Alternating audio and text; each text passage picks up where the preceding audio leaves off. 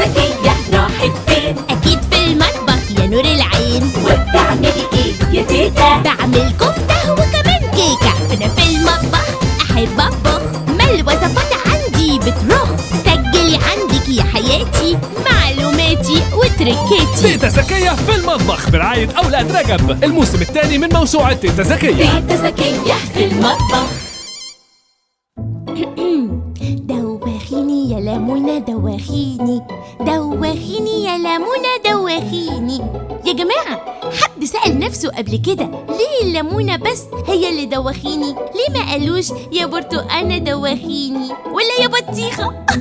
أنا مش عارفة، بس لو حد يعرف يبقى يقولي. دلوقتي عندي ليكوا نصيحة، بما إننا في الشتاء والأنفلونزا هتشتغل، وبما إن الأنفلونزا هتشتغل لازم الليمون برضو يشتغل. المهم، لو طلعتي الليمونة من التلاجة ولقيتيها ناشفة وما فيهاش عصير أو خضرة، خدي مني التركة الخبرة. طلعي الليمونة من التلاجة، حطيها في مية دافية شوية، وببطن إيدك دحرجيها يمين وشمال يمين وشمال، أو حتى ممكن تدخليها الميكرويف 10 ثواني.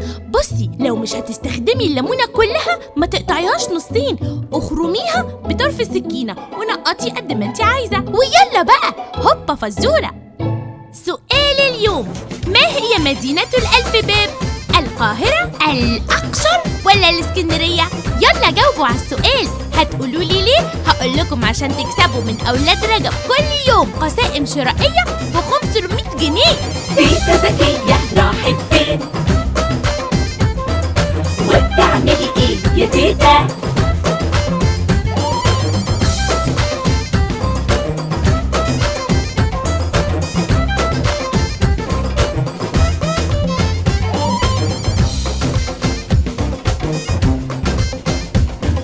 تيتا زكية في المطبخ.